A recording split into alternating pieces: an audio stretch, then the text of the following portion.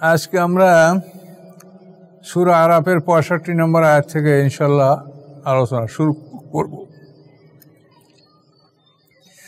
আউযু বিল্লাহি মিনাশ শাইতানির রাজীম।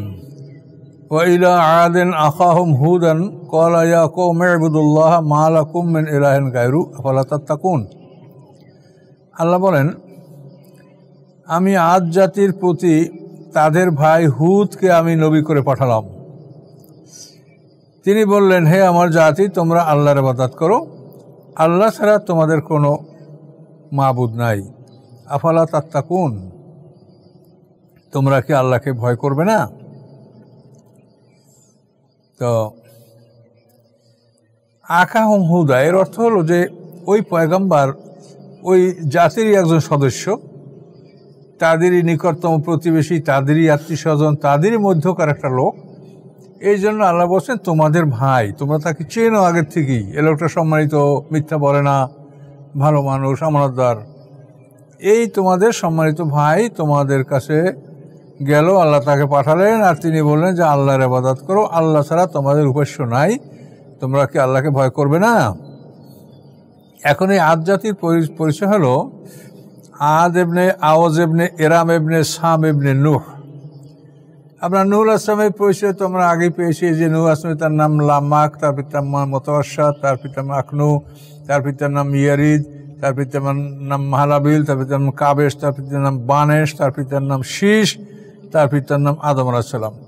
এ হলো আদম আলাইহিস সালাম দশমপুরে নূহ। আর নূহ আলাইহিস সালাম থেকে আদ ইবনে আওয়াজ ইবনে এরাম ইবনে সাম ইবনে নূহ, অর্থাৎ নূহ আলাইহিস সালামের পঞ্চম পুরুষের পয়গাম্বার। এবং ওই জাতি, এই জাতিটার নাম হলো আদ জাতি, আর পয়গাম্বারের নাম হচ্ছে হুদ। তো এরা ইব্রাহিম আলাইহিস সালামের আগে। ইব্রাহিম আলাইহিস সালাম হচ্ছেন নূহ আলাইহিস সালামের দশম পুরুষের পয়গাম্বার, আর এই হলো পঞ্চম পুরুষে আদ জাতি, এদের পয়গাম্বার হুদ।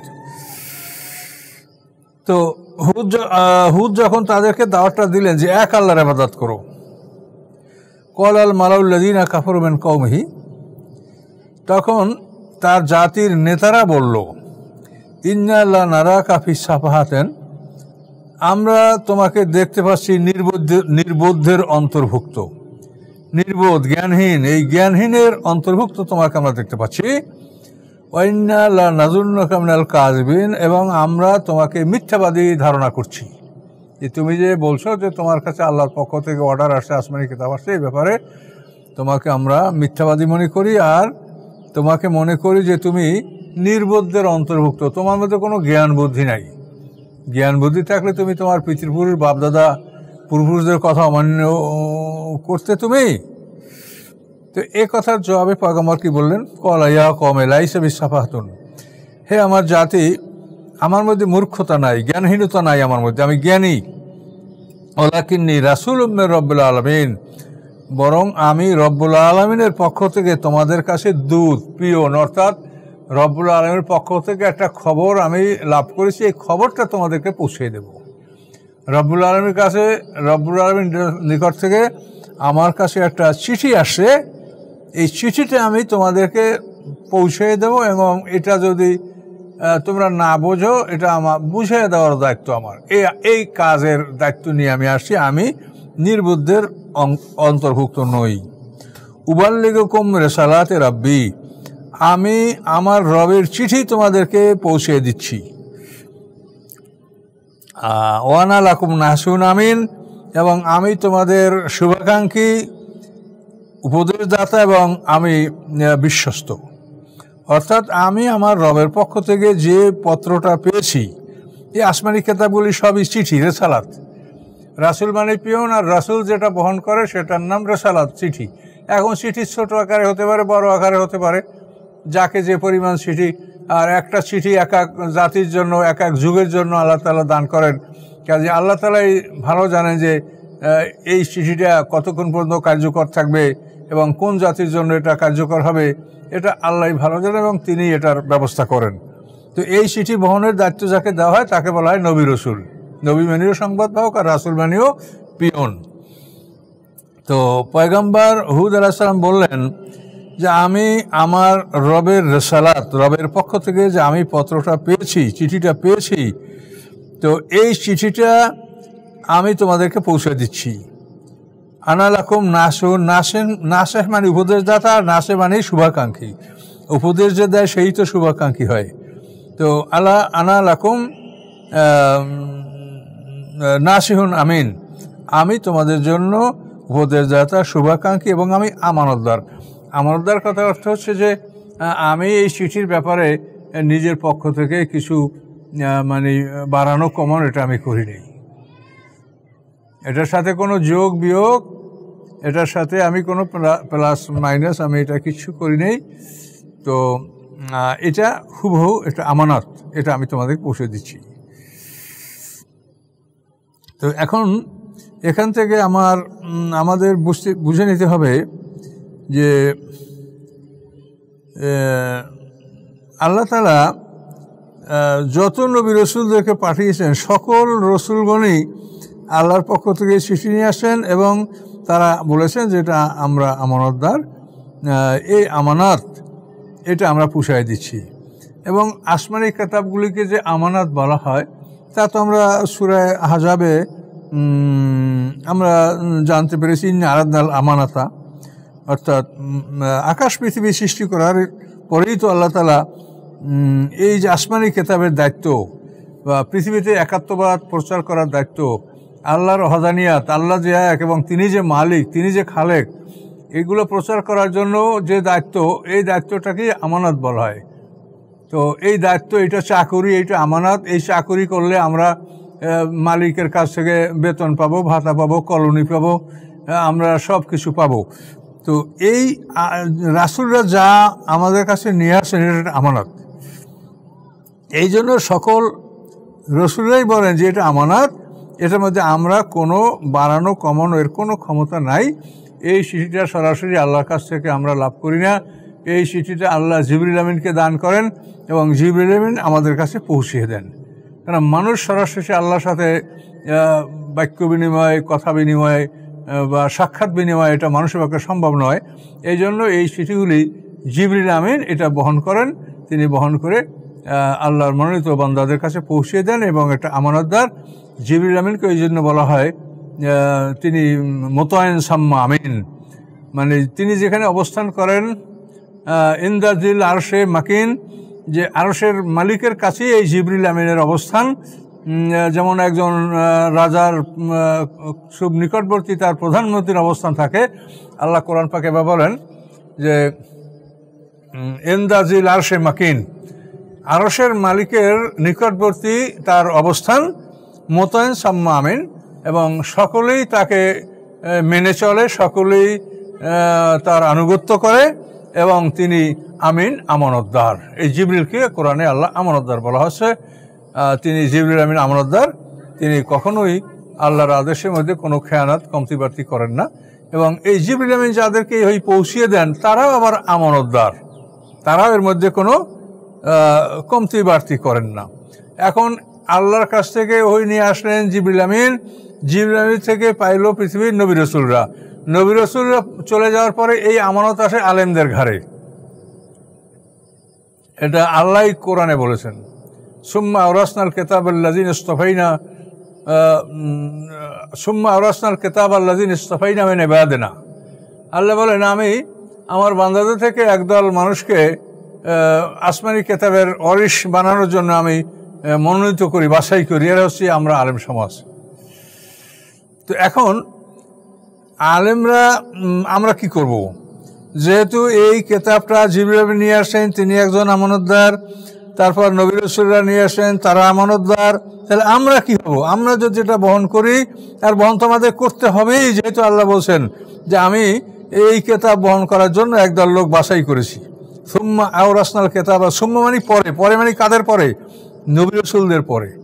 ওনারা পৃথিবীতে বিদায় হয়ে যাওয়ার পরে সূরা ফাতিরের সম্ভবত 29 নম্বর আয়াত, আল্লাহ বলেন যে নবী রাসূলদের বিদায় হয়ে যাওয়ার পরে আমি আসমানি কিতাবের ওয়ারিশ বানালাম আমার একদল মনোনীত বাছাইকৃত আমার বান্দাদেরকে।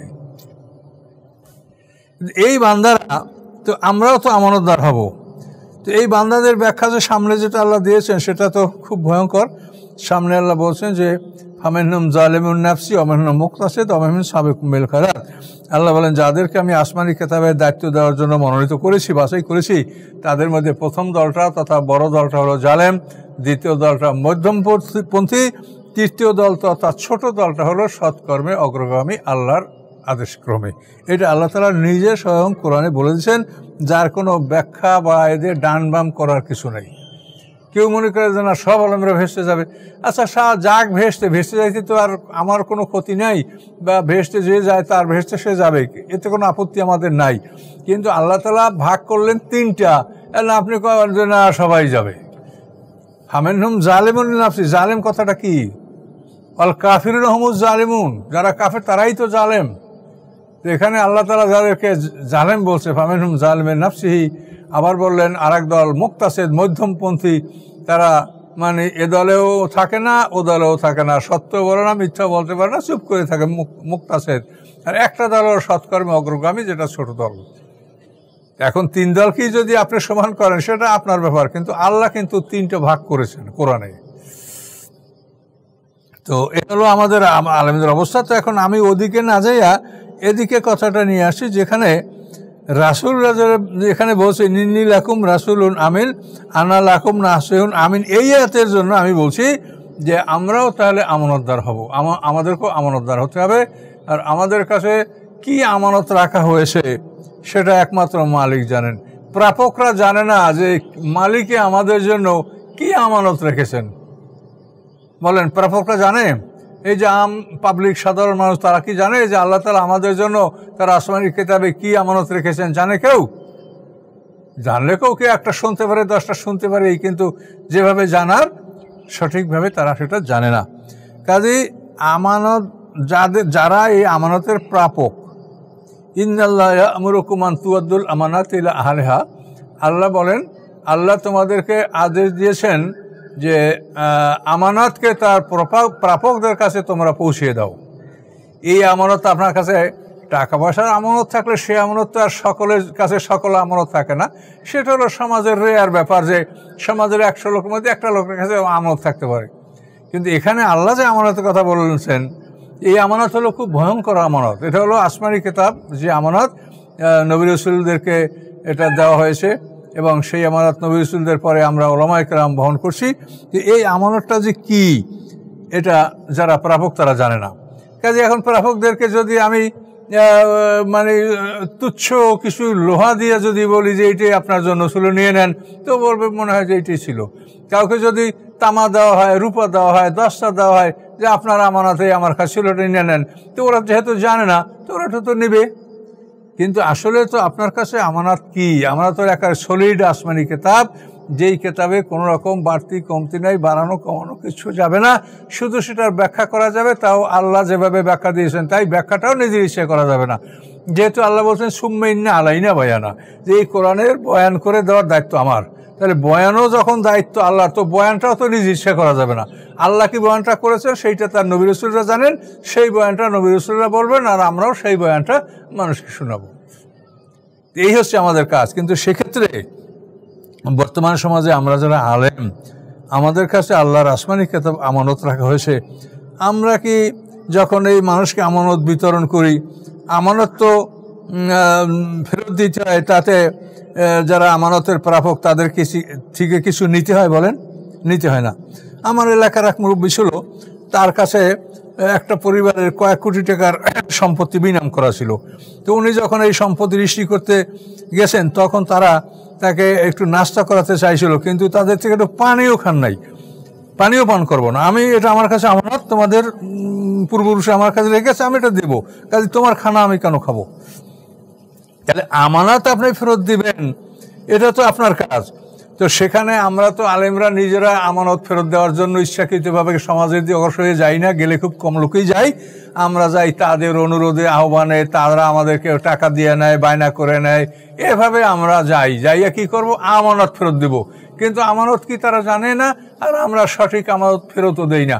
আমরা 10টা তামা মানে হাবি যাবি, কোরআনের যদি আমরা 20 ভাগ বলি তো 80 ভাগ বলি আমরা কোরআনের বাইরে থেকে। এইভাবে আমরা মানে আমানত তো আমাদেরকে স্বেচ্ছায় মানে মানে নিজের ইচ্ছায় স্বেচ্ছায় এগুলাকে আমানতটা তাদেরকে দিতে হবে, স্বেচ্ছায় এটা তাদেরকে ফেরত দিতে হবে। কিন্তু সেই স্বেচ্ছায় আমরা রিফান্ড দিতে রাজি না, বা রাজি থাকলেও সেটা খুব কম লোক। কিন্তু আমরা অধিকাংশই আমানত ফেরত দিতে যখন যাই তো আমাদেরকে ভাড়া করে নিতে হয়। তো ভাড়া করে নেওয়ার পরে আমরা সেখানে আমানত ফেরত দিতে যাইয়া তাদেরকে আমরা কি আমানতটা ফেরত দিচ্ছি? আমরা কি সঠিকভাবে কোরআনের কথাগুলো বলছি যে কোরআনে এই কথা আল্লাহ বলছে? এটা না বলে আমরা একটা আয়াত পড়ে তারপর বা শুরু হয়ে গেল আমাদের কিস্সা কাহিনী, সুর, ঢং, রং ঢং, গল্প গুজব, গান বাজনা, বাস। তো এই জন্য আমরা সতর্ক হব, যেহেতু পৃথিবীতে হেদায়েত আল্লাহর হাতে। তো আমাদের যে দায়িত্ব, সে আমরা দায়িত্ব পালন করব, এটা হলো আমাদের কাজ। কি হেদায়েত হবে কি না হবে এটা তো আমরা জানি না, সেটা সম্পূর্ণ আল্লাহর দায়িত্বে। আল্লাহ বলছেন আলাইকাল হিসাব, আলাইকাল বালাগ ও আলাইনাল হিসাব। তো আমি শুধু, আপনারা মন খারাপ করবেন না, ক্ষমা চাই, আমি শুধু এতটুকু আপনাদেরকে স্মরণ করে দিলাম যে আপনার কাছে যদি কেউ আমানত থাকে সেটা তো আপনি স্বেচ্ছা ফেরত দিবেন, এটা তো আপনার কর্তব্য যে দিবেন ফেরত। এটা তো আল্লাহ বলেছেন আল্লাযীনা ইয়াবখালুনা ওয়া ইয়ামুরুনা নাসা বিল বুখলি। এই আয়াতের তাফসীরে দেখেন, যারা নিজেরা কৃপণতা করে, মানুষকে কৃপণতা করতে বলে, এই ইহুদি আলেমদেরকে বলা হয়েছে। তারা নিজেরা কৃপণতা করে, মানে নিজেরা তাদের কেতাবে যা বলা আছে এটা মানুষকে তারা বলে না, এই নিজেদের কৃপণতা। আবার অন্যদেরকেও বলে যে তোমরা বইলো না। তারা ইলম লুকাতে, ইলমকে গোপন করার জন্য তারা নিজেরা গোপন করে, অন্যদেরকেও ইলম লুকিয়ে রাখার আদেশ দেয়। তারা নিজেরাও এটা প্রকাশ করে না, অন্যদেরকেও বলে যে খবরটা তোমরা বলো না, তাহলে ওরা কিয়ামতের দিন এটা দিয়ে তোমাদের বিরুদ্ধে দলিল খাড়া করবে, কাজে তোমরা বলো না। তো এই জন্য এই যে ইলমকে লুকিয়ে রাখা, কিতমান যেটাকে বলা হয়েছে, এটা আমার কেতাব, ছোট কেতাবে দেখবেন যে আহলে কেতাব কাফের হওয়ার জন্য কয়টা কারণ আমি উল্লেখ করছি। কেতমান, সেদাত, এলহাত, মুদাহাত। তার মধ্যে প্রথম হলো কেতমান, অর্থাৎ সত্যকে লুকিয়ে রাখা। তো এই জন্য আপনারা দুঃখ করবেন না, আমি যেটা কোরআন থেকেই আপনাদেরকে কথাগুলো বলছি, এখানে আমার নিজের কোনো রাগ, গোসা বা মানে এগুলো কিছুই না। এটা শুধু আমি কোরআনের কথাটা আপনাকে বলছি যে এই আমানত আমাদের কাছে, কাজে আমানত ফেরত দিতে হবে তো স্বেচ্ছায়। হ্যাঁ, তারপর আপনার একটা মানে যদি সবসময় আপনি আমানত ফেরত দেওয়ার কাজে এই কাজে যদি আপনার কাজ হয়, তো এর মাধ্যমে আপনার রেজেক আসুক, সেটাও আমরা না করি না। এর মাধ্যমেই একটা মানুষ যে কাজ করবে, সেই কাজের মাধ্যমে তার খাবার আসবে না, তো সে খাবার উপার্জন করতে আবার কোন কাজ করতে যাবে? কাজ করলে তো মনোযোগ সহকারে একটা কাজ না করলে সেই কাজের মাধ্যম থেকে রেজেক আসবে না। কাজেই যারা নিয়মিতভাবে আমানতের দায়িত্বই পালন করেন, যে আমানত প্রচার করে দেওয়া, তারা অন্য একটা কাজ মনোযোগ দিয়ে করতে পারবেন না। এই জন্য এই কাজের মাধ্যমে তাদের রেজেক আসুক, এটা বৈধ, এটা ঠিক আছে। কিন্তু আসলে বিষয়টা হলো যে আমানত ফেরত দেওয়ার ক্ষেত্রে তো কারো কাছ থেকে কিছু গ্রহণ করার এটা বৈধতা থাকে না, সেটা তো আপনি বুঝতেই পারছেন। যে আপনার কাছে একটা লোক 1 লক্ষ টাকা আমানত রাখলো, এইটা ফেরত তো আপনি এমনিই স্বেচ্ছায় তাকে ফেরত দিয়ে দেবেন। এখানে তার থেকে কোনো হেসান পাওয়া বা কিছু পাওয়ার আপনার আছে, বা আপনি নিতে পারবেন, বা কেউ নেয় না। এই কোরআনও তো আমানত, এই আমানত এটা তো আমরা সঠিকভাবে মানুষকে পৌঁছেই দেব। কিন্তু আমরা এক্ষেত্রে কি করছি, সেজন্য আমি আপনাদেরকে মানে কোরআনে যা আছে সেই হিসেবেই সতর্ক করছি। আমি আমার নিজস্ব কোনো বুদ্ধি বিবেচনা না, কোরআনে যেটা আছে তাই, যে আমানত প্রাপকদের কাছে ফেরত দিতে হবে। কিন্তু আমানত কি, সেটা তো যারা গ্রহণ করবে তারা জানে না। তারা যদি জানতো যে আমার জন্য এটা না, আমার জন্য ভালো জিনিস আর রাখা হয়েছে, তাহলে তো বলছে যে না এটা নেবো না, এটা নেবো না, আমার তো এটা না, আমার জন্য অমুক জিনিস এটা দেন। কিন্তু তারা আপনার কাছে, আমার কাছে এটা চাইতে পারছে না, তাদের সে এলেম নাই। কাজে এই জন্য আমানতটা আমাদেরকেই বুঝে শুনে সঠিকভাবে তাদের কাছে ফেরত দিতে হবে। কিন্তু সেই আমানত ফেরত দেওয়ার ক্ষেত্রে আমাদের কি কাজ সমাজে হচ্ছে, এগুলো আপনারা সবাই মিলে দেখেন। আমার ভুল হলে আমাকেও বলেন, আমি যে নির্ভুল একেবারে আমি তো বলছি না। আমি এটা পরামর্শ দিচ্ছি, আপনারাও দেখেন যে এটা ঠিক আছে না, এটা অন্যভাবে আরও ভালো পরামর্শ দেওয়া যায়, দেন আপনারা, অসুবিধা কোথায়? সবাই তো জন্য রাস্তা উন্মুক্ত। আর এই জন্য এটা আমানত। এই যে আনালাকুম নাসুন আমিন পয়গম্বরের কথা, এই কথাটা সকল পয়গম্বরও বলছে। আমাদের নবী তো নবুয়ত লাভ করার আগেই সে আমিন। তো এই নবী রাসূলরা আমিন, আমানতদার, আমরাও আমানতদার। আমরা সঠিকভাবে আমানত দান করব। এটা আমরা করলে পৃথিবীতে বিশ্বাস করেন। দেখেন, যদি কোরআনের আমলটা আমাদের জন্য, সবাই যদি আমরা কোরআন থেকে কথা বলি এবং কোরআনের ব্যাখ্যা যেটা সঠিকভাবে আল্লাহর রসুল দিয়েছেন, বা মানে আল্লাহ রসুল আল্লাহর পক্ষ থেকে যে ব্যাখ্যা লাভ করেছেন, সেই ব্যাখ্যার মধ্যেই থেকে যদি আমরা কোরআনের কথা মানুষকে বলি, তো সমাজে মতভেদ কমবে। ভাগ্য যার খারাপ, সবাইকে তো আর ভেস্তে নিয়ে যাওয়া যাবে না। যারা যাবে তারা যাবে, যারা যাবে না তারা যাবে না। তারপরও কিছু লোক আছে যে বুঝের অভাবে তারা ভুল পথে আসে, বুঝালে হয়তো তারা ভালো পথে ফিরে আসতে পারে। এই আশা নিয়ে আমরা আমাদের কাজ অব্যাহত রাখব। আল্লাহ তাআলা কি বলছেন? আওয়া আজিবতুম আন জাআকুম যিকরুম মির রাব্বিকুম আলা রাজুলিম মিনকুম লিউনজিরাকুম। তোমরা কি আশ্চর্যবোধ করছো যে তোমাদের রবের পক্ষ থেকে এক ব্যক্তির কাছে উপদেশ অবতীর্ণ করেছেন তোমাদের রব, তোমাদের ভয় দেখানোর জন্য, যে সামনে তোমাদের ভয়ঙ্কর বিপদ, মানে যদি তুমি সিংহ বলো, বাঘ ভালুক বলো, বিদ্যুতের তার কাটা পড়ছে বলো, এ সবচাইতে আরও মহাবিপদ তোমাদের সামনে, যে তোমাদের আলকাতরা জামা পরে আগুনের বেষ্টনীর মধ্যে, আগুনের বিছনা উপরে নিচে চতুর্দিকে আগুনের বেষ্টনী, এভাবে তোমাদেরকে রাখা হবে। এই কঠিন বিষয় ভয় দেখানোর জন্য তোমাদের মধ্যে তোমাদের এক ব্যক্তির উপরে তোমাদের রবের পক্ষ থেকে উপদেশ এসেছে। এটা কি তোমরা আশ্চর্যবোধ করছো? উপদেশটা তোমাদের মধ্যকার লোক না হইয়া যদি দূরের লোক হয়, তো সেই লোকটাকে চিনতেই তো তোমার অনেক সময় লাগবে, যে লোকটা কোথার না কি ভালো কি মন্দ, সে আসলে কি খারাপ লোক, সে কি ফেরারি না আমাদের কাছে আসিয়া সাধু সেজেছে, তোমাদের কত সন্দেহ থাকবে। আর আল্লাহ বলেন আল্লাহ রাজুলুম মিনকুম, এই মানুষটা তোমাদের মধ্যে হতে, তোমরা জানো যে ছোটবেলার থেকে এই পরিবারের এই ছেলেটা এইভাবে বড় হয়েছে, কাজে তার উপরে কোনো সন্দেহ থাকবে? এই লোক যদি কথা বলে, তো এই লোকটার উপরে তোমাদের সন্দেহ থাকবে না, এবং অনেকখানি তোমরা সন্দেহ মুক্ত হবে যে এই লোকটাকে আমরা সবাই চিনি।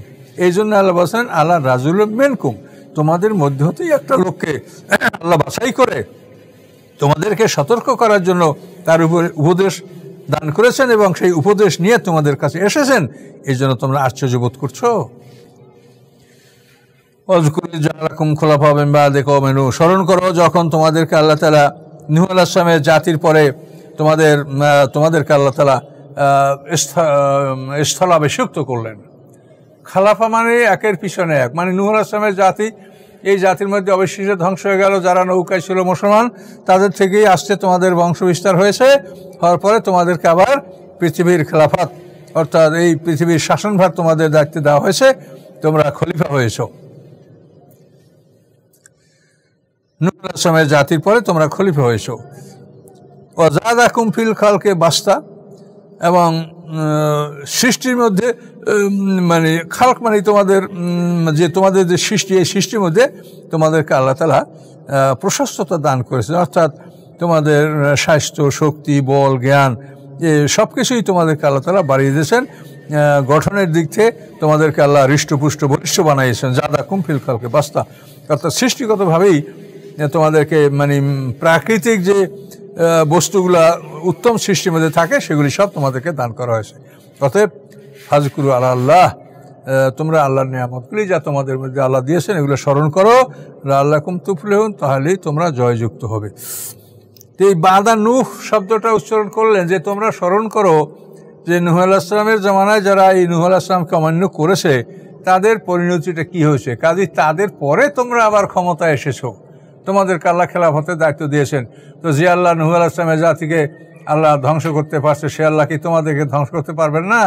কাজেই তোমরা যদি পয়গম্বরের অবাধ্য হও, তো ওই নূহ আলাইহিস সালামের জাতির মতো তোমাদেরও পরিণতি হতে পারে। কলু, তখন তারা বলল, যে এতানা লিনা'বুদাল্লাহ ওয়াহদাহু ওয়া নাযারা মা কানা ইয়াবুদু আবাউনা, তুমি আমাদের কাছে আসো যে আমরা এক আল্লাহর ইবাদত করব, আর আমাদের বাপদাদারা যে বস্তুগুলির ইবাদত করতো সেগুলি আমরা ছেড়ে দেব। তা আমাদের বাপদাদা চেয়ে তুমি বেশি বোঝো? পয়গম্বরকে তারা এভাবে বলল। ফাতিনা বিমা তা'ইদুনা ইন কুনতা মিনাস সাদিকিন, তুমি যে মাকে ভয় দেখাচ্ছ যে আল্লাহর হুকুম না মানলে, পয়গম্বরকে অমান্য করলে নূহ আলাইহিস সালামের জাতির মতো বিপদ আসতে পারে, কাজেই তুমি যে ভয় দেখাচ্ছ তুমি তা নিয়ে আসো, সেই ভয়ের বস্তুটা, সেই বিপদটা তুমি আমাদের উপরে নিয়ে আসো, যদি তুমি সত্যবাদী হয়ে থাকো। কলা পয়গম্বর বললেন কদ ওয়াকা আলাইকুম মির রাব্বিকুম রিজসুম ওয়া গাযাব।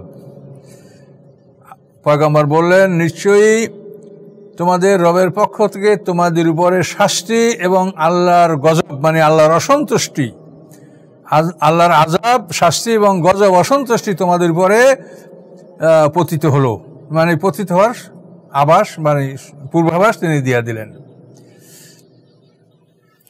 পয়গম্বর বলছেন আতু জাদিলুনানি ফি আসমাইন সাম্মাইতুমুহা আনতুম ওয়া আবাউকুম, তোমরা কতগুলি নাম এই যে তোমাদের যে মূর্তিগুলি তোমরা নাম রেখেছো, মানে তোমাদের মূর্তিগুলির কি নাম ছিল?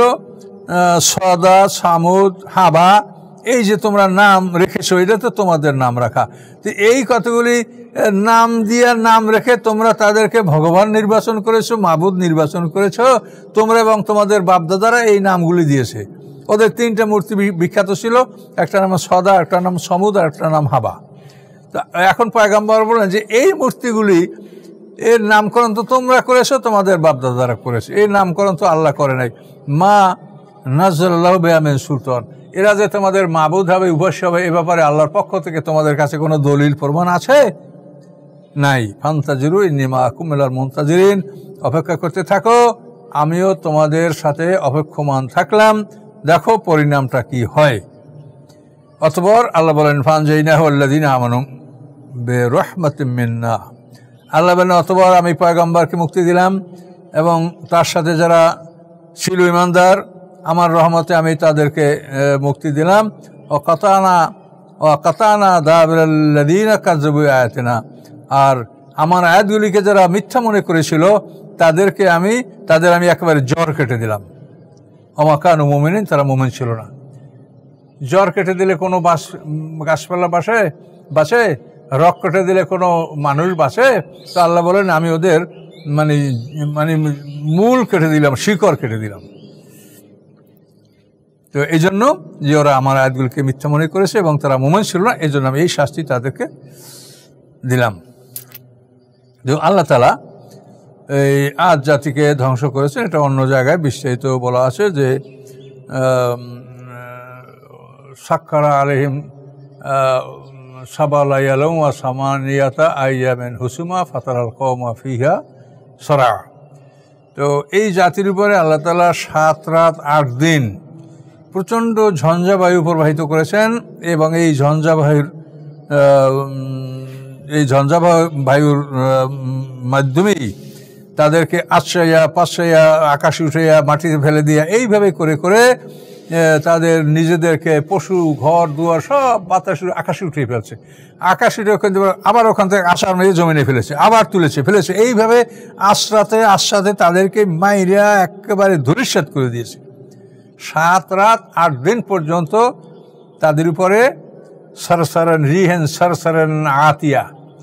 রিহ শব্দটা কোরআন শরীফে যেখানেই আসে এটা হলো শাস্তির ঝোড়ো বায়ু, আর রিয়াহ যদি কোরআন শরীফে বহু বচন আসে সেটা হবে রহমতের বাতাস। রিহেন সরসরেন যে প্রচণ্ড ঝোড়ো হাওয়া তাদের উপরে আল্লাহ এই আদ জাতির উপরে আল্লাহ পাঠিয়ে দিয়েছিলেন এবং এই হাওয়া তাদেরকে উপরে তুলেছে, আবার জমিনে ফেলেছে, আবার